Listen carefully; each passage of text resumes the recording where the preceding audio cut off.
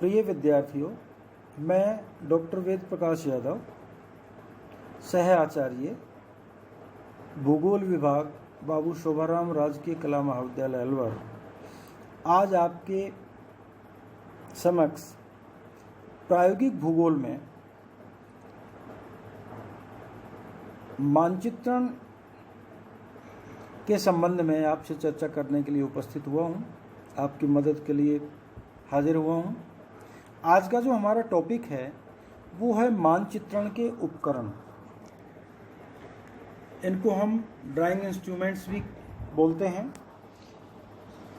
अनेक उपकरण ऐसे हैं जिनको काम में लेकर के हम मानचित्रण का कार्य करते हैं। इन उपकरणों को जानना, इनके रखरखाव को जानना, इनकी विशेषताओं को समझना हमारे लिए बेहद ज़रूरी है, क्योंकि भूगोल के विद्यार्थी को जब तक मानचित्रण का काम उसको नहीं आता तब तक वो भूगोल में ठीक से ज्ञानार्जन नहीं कर सकता। इसलिए मानचित्रण की कला को समझना भी उसके लिए बहुत ज़रूरी है, और मानचित्रण की कला और विज्ञान को समझने के लिए उसको इन उपकरणों का उपयोग करना और उनकी विशेषताओं को समझना ज़रूरी है। तो आइए हम एक एक करके इन उपकरणों पर आज चर्चा करते हैं। हमारा एक महत्वपूर्ण उपकरण है ट्रेसिंग टेबल, जो मानचित्रण के काम आता है। ये ट्रेसिंग टेबल अनुरेखण मेज सागवान की लकड़ी की बनी होती है। सागवान की लकड़ी की इसलिए बनी होती है ताकि वर्षा का, आर्द्रता का इसके ऊपर ज़्यादा प्रभाव और तापमान का प्रभाव ज़्यादा नहीं होता। इस मेज पर मानचित्रों का अनुरेखण किया जाता है। अनुरेखण मेज की ऊपरी सतह पर एक पारदर्शी कांच लगा होता है तथा नीचे इसके बल्ब या ट्यूबलाइट होती है। हमें जिस मानचित्र को ट्रेस करना है, अनुरेखण करना है, उसको इस मेज की कांच वाली सतह के ऊपर हम रख देते हैं और उसके ऊपर हम अपना जो आरेखण सतह है, जो हमारा ड्राइंग शीट है, ड्राइंग कागज़ है, उसको रख देते हैं। नीचे से हम बल्ब को ऑन करते हैं। बल्ब के ऑन करने के बाद उस मानचित्र की छाया उस ड्राइंग शीट पर आती है, आरेखण सतह पर आ जाती है, और उस मानचित्र को हम पेंसिल की सहायता से धीरे धीरे रेखाओं के माध्यम से उकेर लेते हैं और बाद में यथा आवश्यकता अनुसार उसमें पेन, रंग इत्यादि भर के मानचित्र बना लेते हैं। दूसरा उपकरण हमारा है आरेख पट्ट और आरेख pin, drawing board, drawing pins. मानचित्र के आरेखण के लिए दो प्रकार के पट्ट हम काम में लेते हैं। एक मुलायम लकड़ी का बना होता है, जो यह चिकने तलयुक्त पट्टा होता है। इस पर अनुरेखण कागज को आरेख पिन द्वारा लगाते हैं। दूसरे आरेखण जो पट्ट है, उसके ऊपर मेज पर मोटे शीशे लगे होते हैं, जिसे सेलो टेप से चिपका देते हैं। इन आरेखण पट्टों को आवश्यकतानुसार स्टैंड के साथ भी समायोजित कर लिया जाता है। ड्राइंग पेपर को आरेखण सतह पर रखकर स्थिर करने के लिए आरेखण पिनों की आवश्यकता होती है। ये आरेखण जो पिन हैं, ये साइड में या पट्ट के नीचे लगाई जाती हैं ताकि आरेखण पट्ट खराब ना हो। तीसरा हमारा उपकरण सेट स्क्वायर है। मानचित्रण में दो तरह के सेट स्क्वायर हम काम में लेते हैं, साधारण और समंजनीय। साधारण सेट स्क्वायर लकड़ी, सेलुलाइड या प्लास्टिक की चादर से बने दो समकोण त्रिभुज होते हैं, जिनसे लंब अथवा समांतर रेखाओं का आरेखण होता है। इसमें माप की इकाइयाँ सेंटीमीटर और मिलीमीटर में होती हैं। समंजनीय जो सेट स्क्वायर है, उसको आगे पीछे हम सेट कर सकते हैं।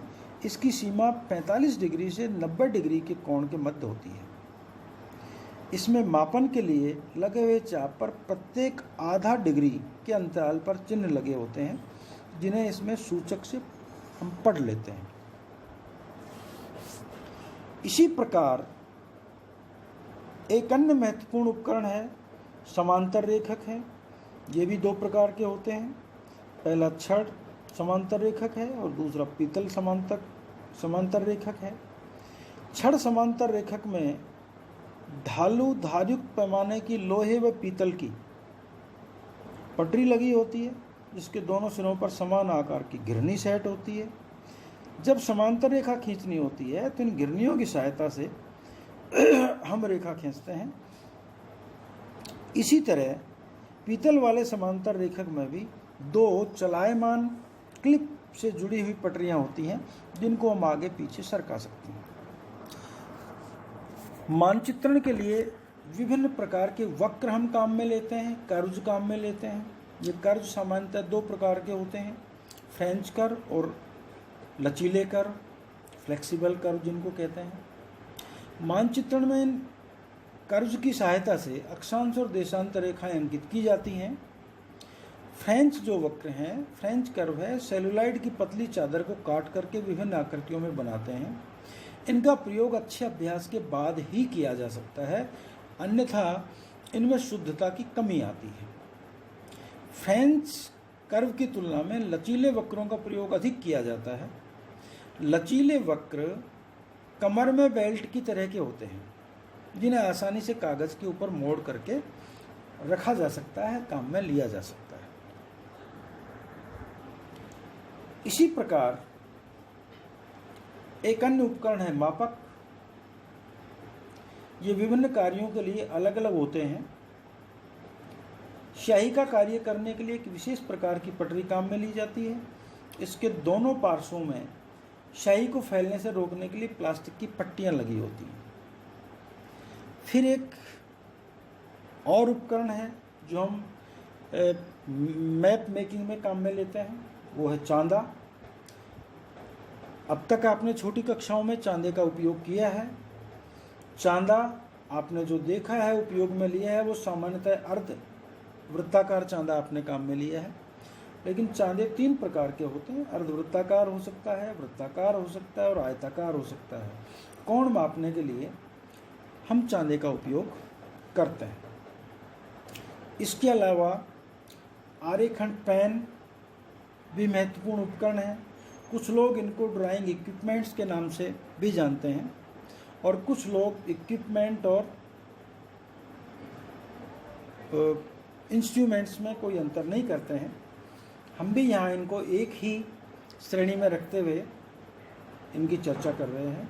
तो ड्राइंग पेन जो है, आरेखन पेन है, ये पेंसिल से बने हुए मानचित्र को स्याही से पक्का करने के लिए आरेखन पेन की ज़रूरत होती है। आरेखन पेन 6 प्रकार के होते हैं जिनकी नामों की जानकारी हम यहाँ आपको दे रहे हैं। एक लाइनिंग पेन होता है, एक डबल या रोड पेन होता है, बॉर्डर लाइन पेन है, स्वाइवल निप पेन होता है, एक कर्व या कंटूर पेन होता है, डॉटिंग पेन होता है। इस तरह से 6 प्रकार के ड्राइंग पेन हैं। इनकी अपनी विशेषताएं हैं, अपने उपयोग हैं। उद्देश्य के अनुरूप हम इन पेनों का उपयोग करते हैं। जैसे उदाहरण के तौर पे यदि रेखाएं खींचनी है तो हम लाइनिंग पेन को काम में लेते हैं। दोहरी रेखा खींचनी है तो उसके लिए बॉर्डर लाइन पेन काम में लिया जाता है। मोटी रेखा बनाने के लिए हम कर्व पेन को, और वक्राकार रेखाएं बनानी है तो हम डॉटिंग पेन का इस्तेमाल करते हैं। पेन को इस्तेमाल करने के बाद हमें इसको, इनके फलकों को ढीला करके कपड़े से उनकी स्याही को साफ कर देना चाहिए ताकि अगली बार जब भी हम काम में लें तो वो पेन आपको साफ सुथरा मिले और इनमें स्याही जमे नहीं, वरना स्याही जमने से पेन में आगे चलने में रुकावट आ जाती है। एक अन्य उपकरण है हमारा, वो है प्रकार, कंपास। ये भी आपने छोटी कक्षाओं में इस्तेमाल किया है। चाप में वृत्त बनाने के लिए प्रकार का प्रयोग किया जाता है। प्रकार में पेन या पेंसिल डाल करके इस्तेमाल करते हैं। अब तक आपने सामान्यतः पेंसिल डाली है, लेकिन इसमें पेन भी डाल करके हम इसका इस्तेमाल कर सकते हैं। हमारे ड्राइंग के जो काम है इसमें पेन पेंसिल दोनों डाल करके इस्तेमाल होता है। फिर डिवाइडर्स होते हैं। ये डिवाइडर 2 प्रकार के होते हैं। पहला साधारण डिवाइडर होता है और दूसरा आनुपातिक डिवाइडर होता है। मानचित्र पर 2 बिंदुओं के बीच की दूरी नापने और रेखाओं को समान भागों में विभाजित करने के लिए साधारण विभाजक का प्रयोग होता है, जबकि अनियमित चित्रों को छोटा मतलब लघुकरण करना और बड़ा विवर्धन करने के लिए आनुपातिक विभाजक को काम में लेते हैं। तो ये डिवाइडर है जो हमारे लिए बहुत उपयोगी उपकरण है। इसी तरीके से एक अन्य उपकरण है अक्षर लेखन यंत्र, लेटरिंग इंस्ट्रूमेंट। आप जानते हैं कि मानचित्रण में अक्षर लेखन बहुत महत्वपूर्ण है। बिना अक्षर लेखन के मानचित्रण हो नहीं सकता। तो अक्षर लेखन के लिए विभिन्न प्रकार की निबों का प्रयोग करते हैं। इन निबों की नोक कलम की तरह कटी हुई अथवा गोल होती है तथा इनकी मोटाई भी अलग अलग होती है। जहाँ जैसी आवश्यकता होती है उसके अनुरूप मानचित्रकार इन निबों का, इन लेटरिंग इंस्ट्रूमेंट्स का चयन करता है और उनको इस्तेमाल करता है। इसके लिए भी उसे बहुत अनुभव की आवश्यकता होती है। लगातार उपयोग करते करते ही वह समझ पाता है कि कहाँ कौन सी निब हमें इस्तेमाल करनी है। निबों की इस भिन्नता को नंबरों द्वारा संबोधित किया जाता है। इनके नंबर होते हैं निबों के, उन नंबरों से वो पहचानी जाती हैं। इनमें सर्वाधिक प्रयोग धातु की बनी कठोर एवं लोचयुक्त पर्ण कलम का प्रयोग किया जाता है। महीन अक्षर लिखने के लिए क्रोकविल होती है, इसका अधिक इस्तेमाल होता है। इस तरह की चपटी नोक वाली ठूंठ कलम भी प्रचलित है। इसी तरह से जो चपटी नोक वाली ठूंठ कलम है, स्टब जो पेन है, वो भी प्रयोग में लिए जाते हैं। तो इनको आवश्यकता अनुसार हम उपयोग में लेते हैं। इन उपकरणों के अतिरिक्त भी कुछ और महत्वपूर्ण उपयोग में आने वाले उपकरण हो सकते हैं, लेकिन खास करके हमारे अपने पाठ्यक्रम को ध्यान में रखते हुए जो उपकरण मानचित्रण के काम में आते हैं, विशेष तौर पर हमारे विद्यार्थियों के काम में आते हैं डिग्री क्लासेस में, उन सभी इंस्ट्रूमेंट्स की हमने आपको जानकारी आज दी है। मैं समझता हूँ कि आप इस जानकारी का उपयोग करेंगे अपने ज्ञानवर्धन के लिए, और ये जानकारी आपके ड्राइंग से रिलेटेड जो भी काम होंगे भूगोल प्रायोगिक में, उसमें आपको ये सहयोगी होगी। आज इतना ही।